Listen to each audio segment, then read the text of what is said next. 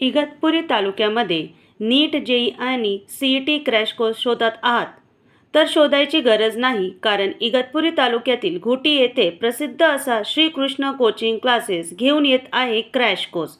उत्कृष्ट निकालाची परंपरा, उज्ज्वल भविष्यासाठी आत्ता संपर्क करा 8237381740.